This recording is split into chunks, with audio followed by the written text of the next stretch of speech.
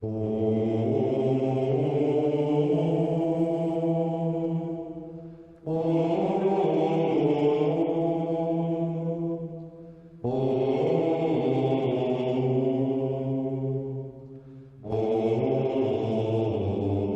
dia, boa tarde, boa noite. Eu não sei que hora que você está assistindo, mas começa agora a nossa catequese. Em nome do Pai, do Filho, do Espírito Santo. Amém. As fotos que vocês viram agora na filmagem, agora há pouco, é do milagre de Luciano. É o milagre eucarístico de Luciano. Teria acontecido na Itália, na cidade de Luciano, cerca de 700 anos depois de Cristo, mais ou menos 740, 750. Esse foi o primeiro relato da Igreja Católica registrado sobre o milagre eucarístico.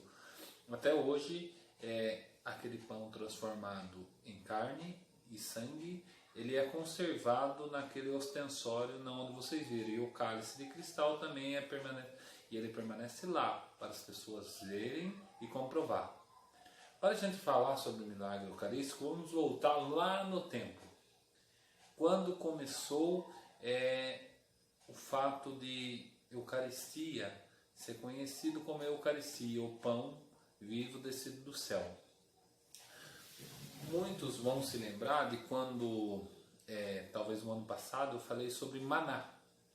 Quando Moisés fica com o povo no deserto por 40 anos, por causa daquela desobediência do povo, de achar que os homens que estavam na terra de Canaã eram homens grandíssimos, que não seriam combatidos por ele nem pela força do Altíssimo, tiveram que ficar 40 anos no deserto como castigo.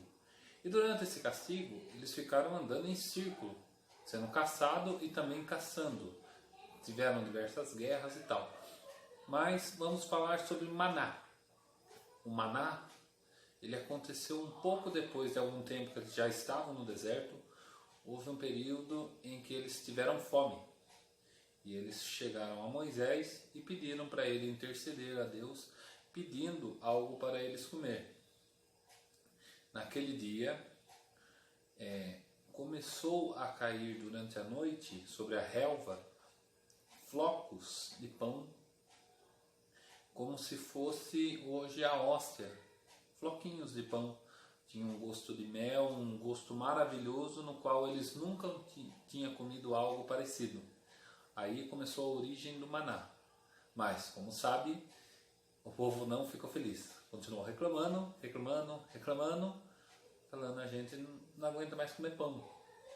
Teve um dia no deserto em que Deus mandou uma nuvem de rolinhas para eles comerem carne. Porque, eu não sei, o ser humano fica meio louco quando não come carne. A gente percebe isso no nosso dia a dia. Quando a gente fica uma semana sem comer carne, é normal. Mas quando fala na quaresma, não vou comer carne durante 40 dias, até parece uma loucura. Nossa, meu Deus, eu não vou nem poder comer um hambúrguer. Então, também vamos entender um pouco daquele povo.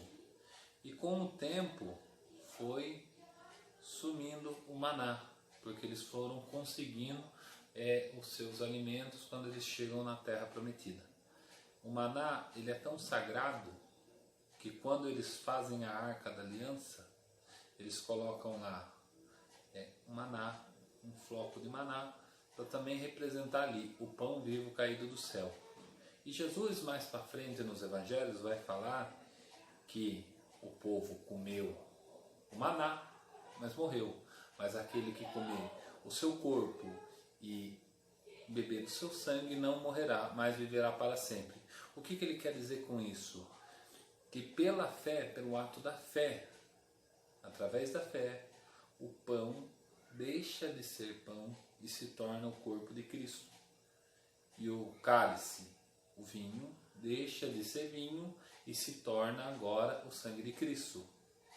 Como que isso acontece? Pela fé. A gente não está em casa nesse momento assistindo às missas e pelo ato da fé a gente faz aquela comunhão espiritual, sentindo que o próprio Jesus está visitando o nosso lar. Quando a gente fecha o olho, a gente se imagina com Deus, imagina o conforto, a alegria que Ele quer nos acolher, E a gente acaba entrando naquele estado. Pela fé, a gente começa a acreditar. O peixe não vê a água no qual ele nada, mas não quer dizer que ela não exista. Lembra que eu falei? A gente não enxerga o ar, mas não quer dizer que o ar não exista. Então, pelo ato da fé, aquilo acontece. Mas por que acontece esses milagres eucarísticos?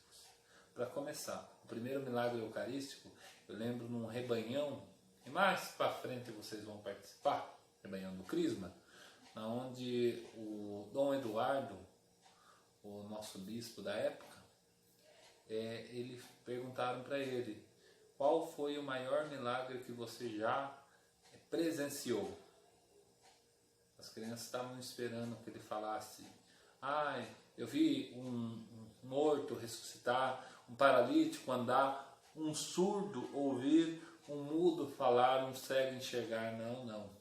O maior milagre que a gente pode testemunhar é um pão se transformando no corpo de Cristo.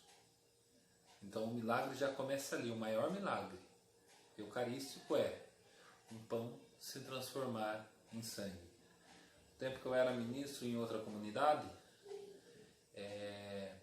uma vez quando foi lavar o sanguíneo, eu levava comunhão para enfermo, a minha esposa me chamou e falou que a água tinha ficado de cor diferente, ou que o sanguíneo geralmente aparecia algumas manchas vermelhas nele. São coisas comuns de acontecer.